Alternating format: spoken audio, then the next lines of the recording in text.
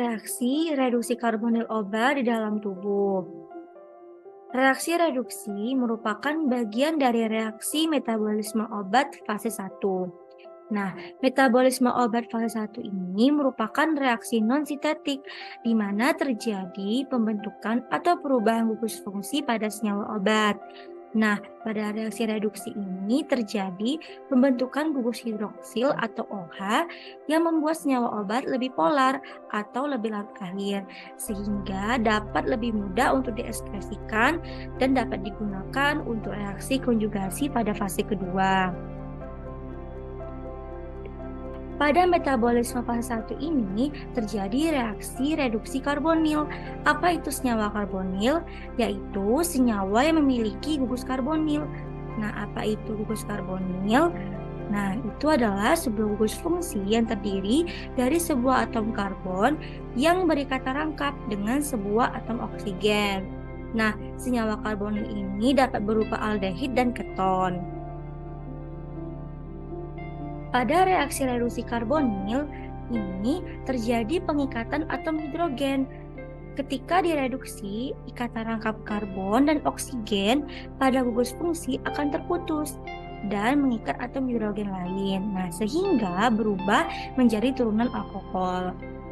Selanjutnya, reaksi reduksi karbonil ini nantinya akan dikatalis oleh aldoketoreduktase, yaitu alkohol dehidrogenase. Nah, katalis di sini adalah zat yang nantinya akan mempercepat laju reaksi. Contohnya dapat terlihat pada gambar. Terdapat reaksi reduksi karbonil antara kloral menjadi trikloroetanol. Nah, kloral di sini merupakan contoh senyawa karbonil aldehid. Kenapa? Karena adanya gugus karbonil yang berikatan dengan atom hidrogen pada ujung rantainya.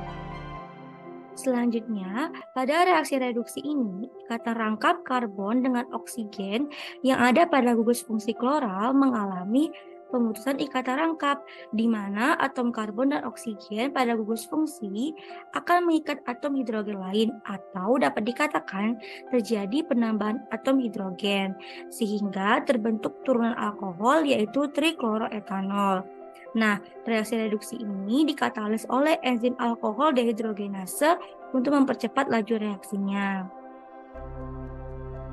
Pada gambar, kloral sebelum mengalami reduksi tidak ada gugus OH, tetapi setelah mengalami reduksi menjadi trikloroetanol, terdapat gugus OH.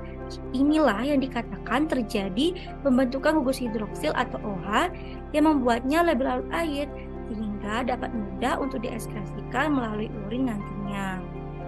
Selanjutnya, pada metabolisme fase 1 juga berfungsi untuk mengubah obat aktif menjadi inaktif dan dapat juga menjadi akan lebih aktif.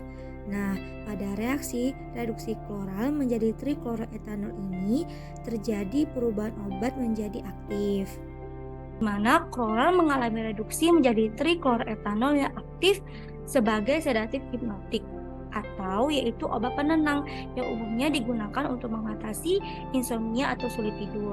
Nah, perubahan ini dapat terjadi karena terjadinya reaksi reduksi ini, yaitu adanya pembentukan gugus hidroksil atau OH.